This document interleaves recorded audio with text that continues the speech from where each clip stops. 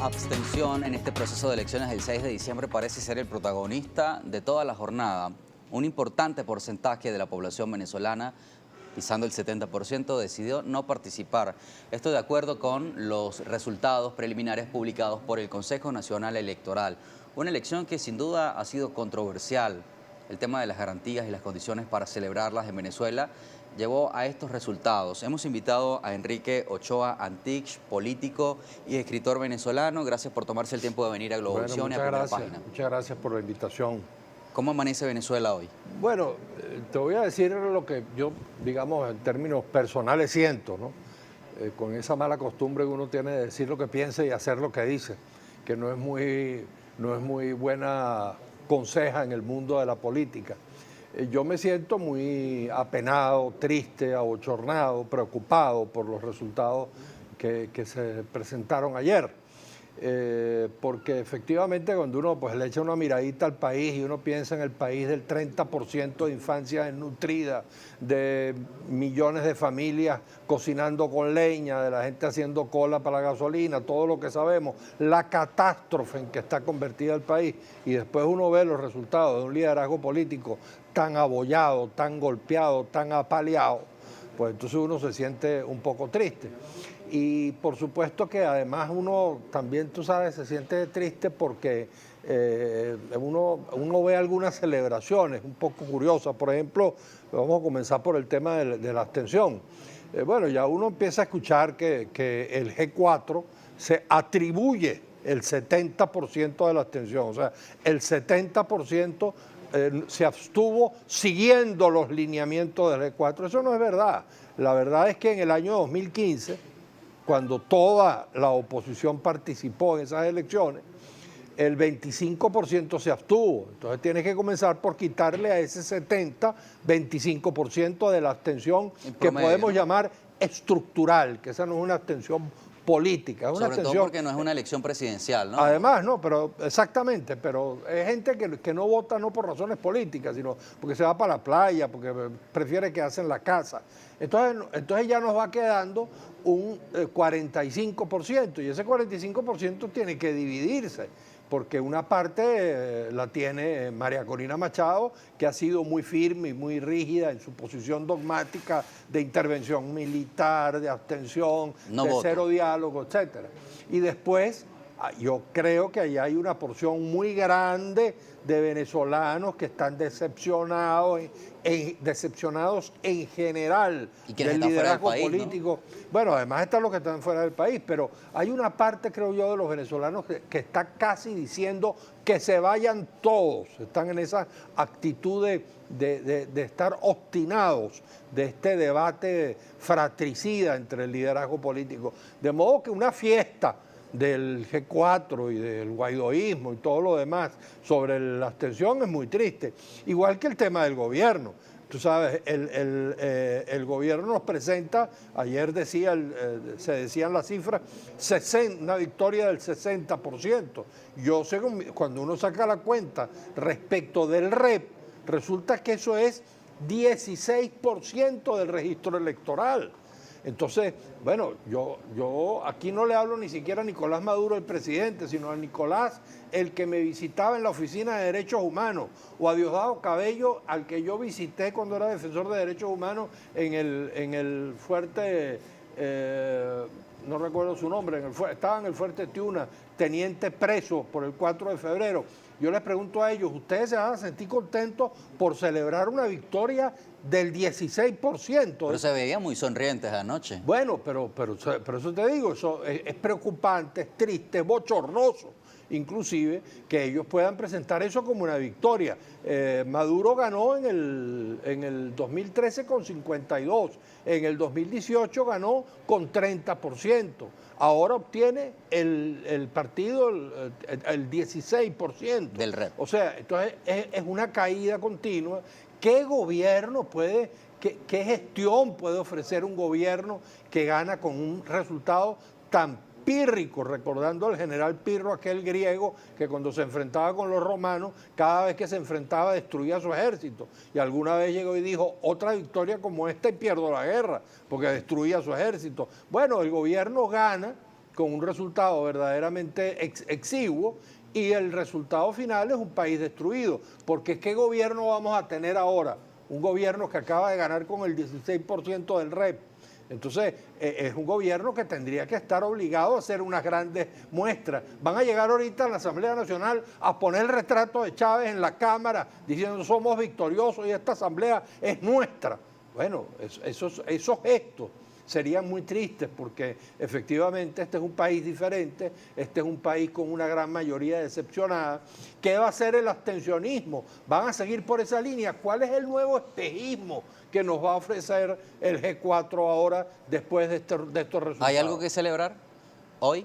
Yo creo que hay muy poco que celebrar, yo creo que por eso te decía, yo lo digo como, tal cual y como lo pienso y como lo siento. Yo creo que hay muy poco que celebrar, es un resultado muy triste, es un resultado que habla de que no tenemos... Y la otra oposición, la participacionista, que obtuvo también un resultado muy exiguo respecto del REP, es un 7%, tenemos, porque yo pertenezco a esa oposición que procura que haya votos, que la gente vote, tenemos que hacer una reflexión, no somos capaces de convocar a la gente a votar, algo estamos haciendo muy mal, no tenemos la capacidad de convocatoria, de convencimiento de la gente, y creo que los partidos cometieron, entre otras razones, por eso yo no terminé siendo candidato, cometieron el enorme error de que siendo participacionistas, habiéndose deslindado ya de la oposición extremista, no fueron capaces de constituir una alianza unitaria entre todos esos partidos. Estaban por un lado la alianza esa con AD y Cambiemos y Avanzada Progresista, por otro lado estaba Claudio con Soluciones, por el otro lado estaba el MAS, o sea, eso era bastante triste, ¿no? Subdividida a partir de la división. Subdivididas, entonces imagínate tú, si encima de que tienen que oponerse, teníamos que oponernos a un gobierno abusador, teníamos que oponernos a la labor de zapa del abstencionismo que estaba inoculando decepción, porque es muy fácil lograr la abstención si tú lo que haces es inocular escepticismo. Uno de sus argumentos es, por cierto, el del fraude. Y entonces ahora dicen, viste, todo estaba cantado, ahí está el resultado. Esa es una autotrampa que se hace la oposición, porque ¿cómo no va a ganar el gobierno si la oposición se abstiene? Pero la demostración más evidente de que en este país no hay fraude, de que el sistema electoral no permite fraude, es que el gobierno tenga que reconocer unos resultados electorales donde gana con 16% del REP. Si aquí hubiese trampa y hubiese fraude, el gobierno se colocaría, no sé, en 40, 45% para decir que ganó con un porcentaje más elevado. Ahora, señor Enrique, más temprano leía un comentario en Twitter que decía que, hablando de la abstención, que aun cuando Juan Guaidó y otros líderes como Capriles y los que decidieron abstenerse en este proceso hubieran llamado a votar a la población, el resultado hubiese sido similar porque la población está cansada, decía el comentario de uno de los usuarios, de la clase, de la dirigencia política, que no cree en nadie, como usted decía. ¿Esto se corresponde quizá con la realidad? Aunque hubieran llamado a votar, igual el resultado hubiese sido similar. Yo no creo que hubiese sido igual, porque lógicamente que cuando el sentimiento opositor, el voto castigo, consigue una representación como ocurrió en el año 2015, como ocurrió con Chávez en 1998, como ocurrió con Caldera en 1993, que los que quieren castigar a un gobierno o a una clase política consiguen una representación creíble. En el año 2015 estaba la MUD, Ramón Guillermo Aveledo había hecho ese trabajo espectacular de constituir, y después Chugo Torrealba lo continuó, de constituir esa unidad, y aparecía la MUD como una alternativa. Ese sentimiento de cambio, ese rechazo al gobierno, que existe en la sociedad venezolana, ese voto castigo se hubiese expresado si toda la oposición hubiese participado unida como una alternativa. Ahora, yo lo que les pediría a ellos es que piensen un poquito qué es lo que nos van a ofrecer, cuál es el espejismo, cuál es la invasión, cuáles son las sanciones ahora que vienen para derrocar al gobierno, como ellos están planteando. Bueno, si no hay nada de eso, lo que les toca, he escuchado algunas vocerías de ellos, ojalá, esa es la última esperanza que yo tengo, que dicen que pareciera que ahora sí, para las próximas elecciones, como son gobernaciones y son alcaldías y todo lo demás, pareciera que al menos una parte de ellos se va a regresar a la ruta democrática. Ojalá, porque es la única ruta que tenemos. Hay que ir a las elecciones regionales y ganar la mayor cantidad de gobernaciones, después a las municipales y ganar la mayor cantidad de alcaldías, y después tenemos que ponerle el ojo con los pies en el piso y la mirada larga a las presidenciales del 2024. Después de todos los errores cometidos del 2015 para acá, la oposición está bastante debilitada y tiene ahora que plantearse un plan no a corto plazo, sino a mediano y largo plazo. O sea que el problema no es el CNE, según su visión. No, pero para nada. Es que es un sistema electoral que no nos lo regaló el gobierno. Esa es otra confusión. Esa la conquistó la oposición con marchas, con protestas en el año 2002-2003, rumbo al revocatorio del 2004. Cuando en las mesas electorales, por azar, se escogen el 52% de las cajas y se hace el escrutinio manual y claro, se compara con las máquinas y el resultado es de 0% de error, pues es imposible, amigo, es imposible que haya fraude. Eso lo sabe la oposición. Lo que tiene que hacer es participar y dejar de hacerse esa autotrampa que se hacen absteniéndose. Primera pausa en esta conversación, 7:56 minutos de la mañana. Estamos en vivo, transmitiendo Primera Página a través de la señal de Globovisión. Cuando regresemos, seguimos conversando con Enrique Ochoa Antich. Analizamos los resultados de este 6 de diciembre. 70% de abstención, casi 70% de abstención, una victoria para el partido de gobierno y una mediana participación de algunos sectores de oposición en el nuevo Parlamento. Regresamos. ¿Qué ocurre en el 2021 a partir del 5 de enero? Lo analizamos a la vuelta.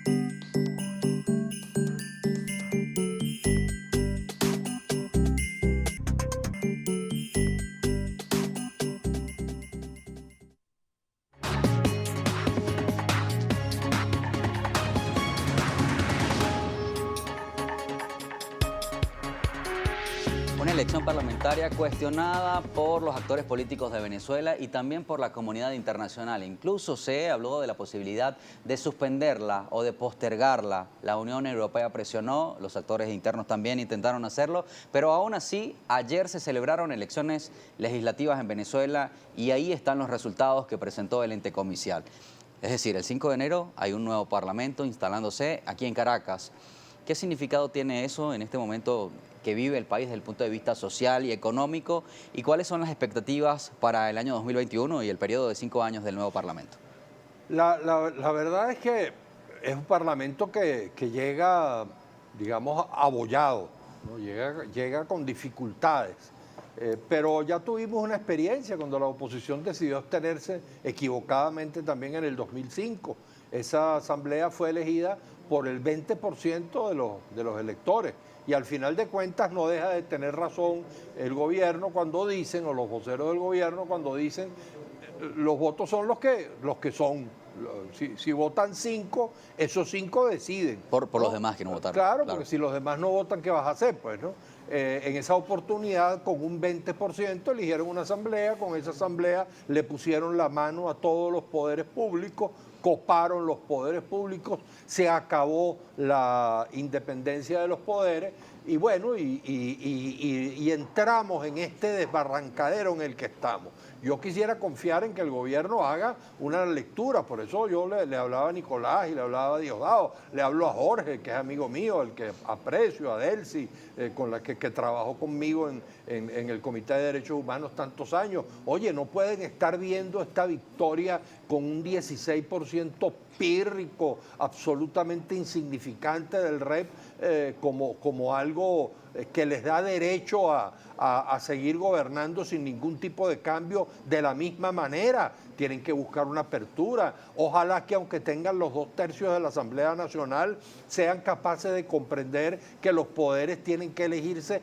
como dice la Constitución, de modo tal de que sean representación de toda la pluralidad política, que los magistrados tengan todos los requerimientos académicos que pide la Constitución y que no sean mis compañeritos, mis camaradas mesas del partido, ojalá que en el Poder Ciudadano haya un fiscal. Bueno, yo con Tarek también tengo una amistad, incluso tengo que reconocer aquí que a uno lo ha ayudado a veces en términos de libertad de presos que no tienen por qué estar presos, etcétera. Gente que está vinculada, yo nunca hablo de eso públicamente, pero creo que más allá de eso, no puede, el Contralor General no puede ser un camarada que es como que el gobierno se paga y se da el vuelto. El Contralor tiene que ser una figura escrupulosamente independiente del poder, porque es el que va a controlar los reales. No puede ser amigo del que está manejando los reales. El Contralor tiene que ser una persona independiente. Ojalá que el defensor,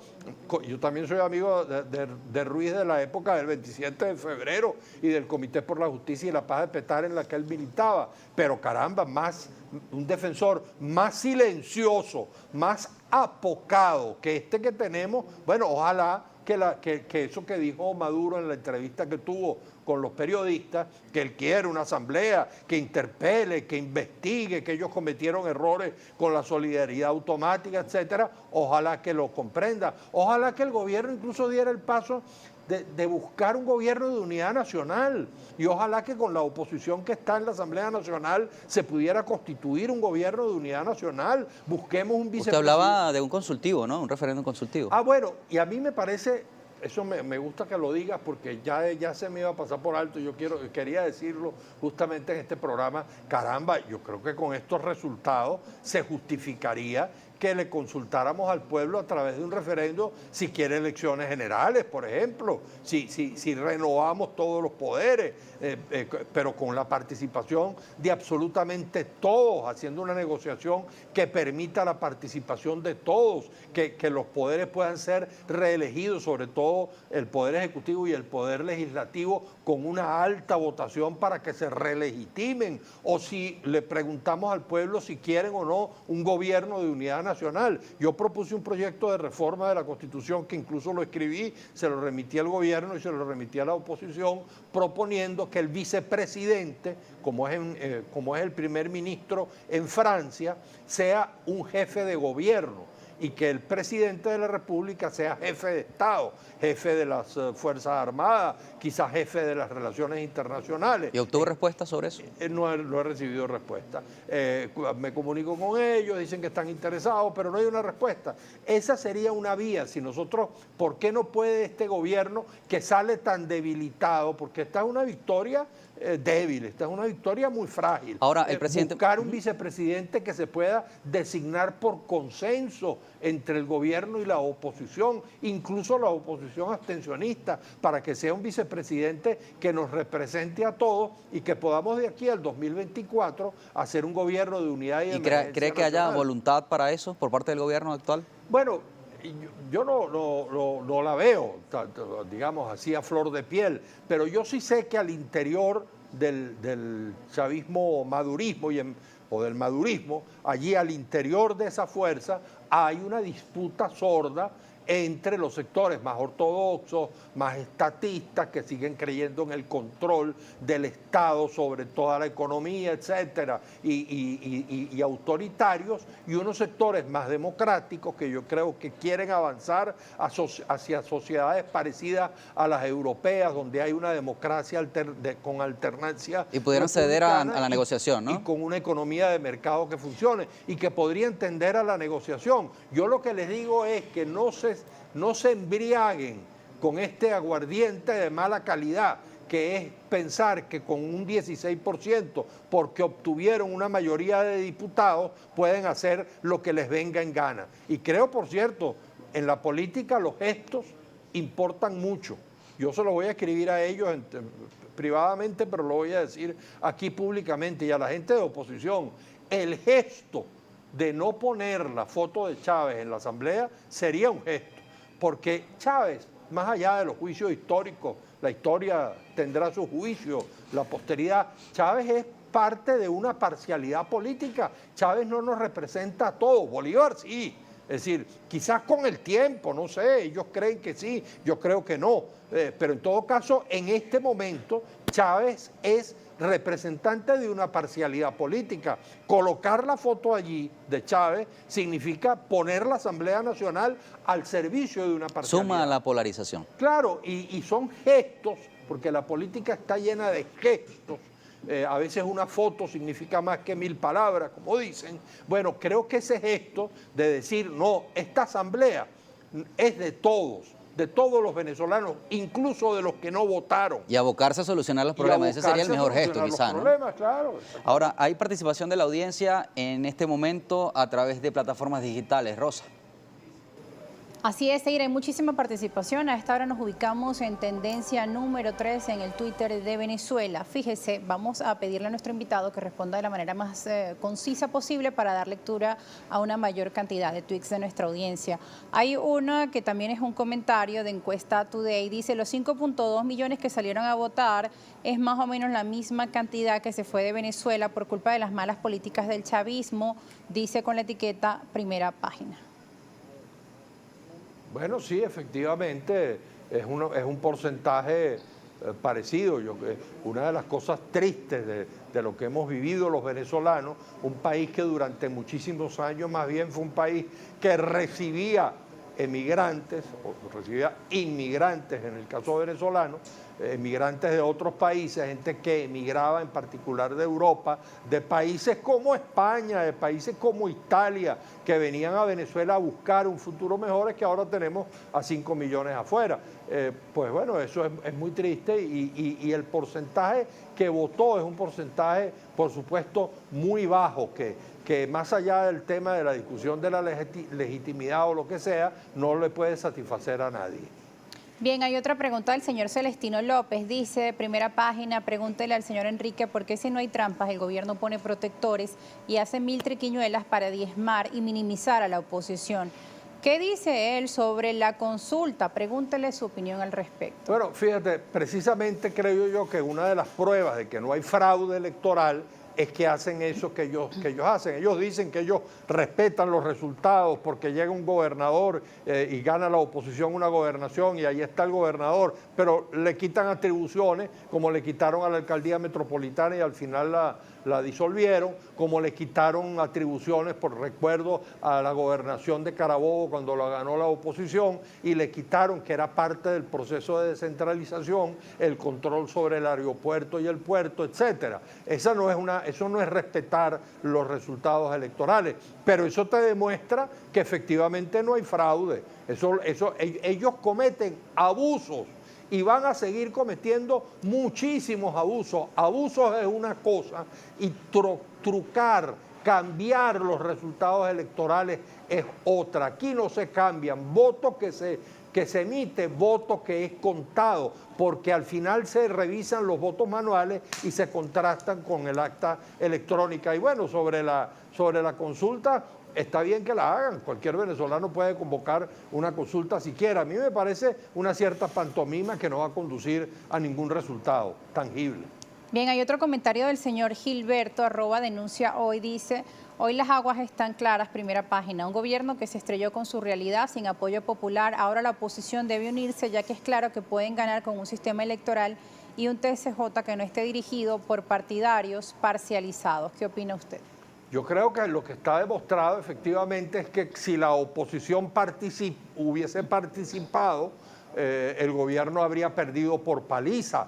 Es decir, si Maduro está en la presidencia de la República, es porque en el 2018 una parte de la oposición convocó a la abstención, porque ganó con 30% de los votos. Allí se le habría ganado con 50, 60 contra 30%. De modo que yo no insisto en que no puedo entender cómo una oposición que es democrática y que por ser democrática tiene que tener al voto, a la participación electoral, junto con la protesta social, pacífica, al mismo tiempo que se negocia y se dialoga, jugando en varios tableros a la vez, pero siempre votando. Yo no entiendo cómo la oposición puede descalificar cuando en cada elección se demuestra que el fraude no es posible. El gobierno está ganando con un porcentaje muy pequeño y habríamos ganado si toda la oposición hubiese participado unida en estas elecciones, habríamos ganado sin ningún problema y quién sabe qué proceso de cambio se le estaría abriendo al país. Bien, el señor Galípoli Matos le dice, muy buenos días, pregúntele por favor al entrevistado cómo afectan las relaciones a nivel internacional por los resultados de las elecciones parlamentarias. Yo quisiera creer que más allá de los resultados, en particular la elección de Biden va a abrir una oportunidad. La embajadora designada por Biden dijo en la rueda de prensa que tuvieron, que yo la escuché por CNN, dijo dos cosas que me parecen fundamentales: regresa el multilateralismo y regresa la diplomacia. Eso, y además Biden va a cambiar su política con Cuba, va a regresar a la política que tenía Barack Obama, y si hay un cambio en la política con Cuba, eso aunque sea por carambola, de retruque, nos toca a nosotros. Ojalá que haya un cambio internacional, porque esa es otra cosa que habría que decirle al gobierno. Si se gana con 16% y además de eso usted está aislado mundialmente, porque ellos dicen que tienen el respaldo de yo no sé cuántos países del mundo, pero de los 20 países más prósperos, más desarrollo, con más riqueza, que son los que más nos interesan para nuestro desarrollo económico, 16 están rechazando al gobierno. Yo creo que esta nueva Asamblea tiene que buscar la manera de abrirse hacia todos estos países y buscar una negociación Venezuela-Estados Unidos. Yo me imagino que el gobierno ya la debe estar buscando y ojalá que superemos toda esta situación tan compleja y mala para los venezolanos como son las sanciones. Señor Enrique, que nos queda muy poco tiempo para la entrevista. Quiero aprovechar para saludar a las más de 2.500 personas que nos están viendo a esta hora en vivo a través de nuestro canal en YouTube. Hay muchos comentarios. Por ejemplo, uno de ellos dice que, bueno, entonces pongan al general Marcos Pérez y a Rómulo Betancourt y a Chávez y así todos contentos. Se refiere al tema de los cuadros en la Asamblea Nacional. Y quizá un poco en el humor del venezolano está la practicidad también de los hechos políticos, ¿no? Y las acciones que se deben tomar desde el Parlamento. El presidente Maduro decía que iba a considerar esta elección como un plebiscito y quisiera preguntarle, ¿fue un plebiscito con este porcentaje de abstención? ¿Cómo lo debe leer el presidente? Cuando él dijo eso, yo publiqué un tuit donde yo le decía, bueno, vamos a hacer lo siguiente, si el PSV no saca más del 51% del REP, entonces quiere decir que perdiste, porque si es un plebiscito respecto de todo el REP y es sacar más de la mitad más uno. No solo con quienes hayan participado. No, claro, pero además, con un resultado como este, por eso te decía, si Maduro lo vio como un plebiscito, yo me imagino, Nicolás, tú que estuviste, recuerdo, vuelvo a decirlo, tantas veces conversando con uno sobre el tema de derechos humanos y marchamos tanto en las calles, caramba, con un resultado como este, yo me imagino que estarás diciendo que perdiste el plebiscito. Debería renunciar entonces el presidente. No renunciar. Yo no creo en la renuncia, yo creo que aquí hay que abrir un proceso de negociación, aquí habría que pensar en el referendo consultivo, es un instrumento que tiene, yo pertenezco a la Alianza por el Referendo Consultivo que estuvimos todo el año 19 promoviendo esa figura, es un instrumento que está en la Constitución, preguntémosle al soberano qué es lo que quiere, acordemos cuáles son las preguntas, le podríamos preguntar si quiere o no al socialismo del siglo XXI. Yo sé que algunos amigos míos son socialistas, yo soy socialista liberal, pero algunos no van a estar de acuerdo. Pero preguntémosle si quieren o no que el proyecto político que representa Maduro siga en el poder y que efectivamente como resultado, aunque sea consultivo, es la voz del pueblo, asumamos eso como una decisión del soberano. Gracias por tomar parte de su tiempo por venir a Globovisión. Muy agradecido, muy agradecido. Bueno, termina la entrevista. Alguien me pregunta por aquí, ¿por qué no lees todos los mensajes? Porque son muchos los mensajes, son bastantes mensajes. Pero bueno, igual este chat que se genera en YouTube es una gran oportunidad para el encuentro. Se generan debates muy interesantes. Le invito a que cuando tenga la oportunidad nos vea por nuestro canal en YouTube, pueda leer los comentarios de la audiencia. Terminamos con esta entrevista. Vamos a la pausa. Regresamos en breve, 8:17 minutos de la mañana. Esta es la señal de Globovisión para toda Venezuela. Regresamos.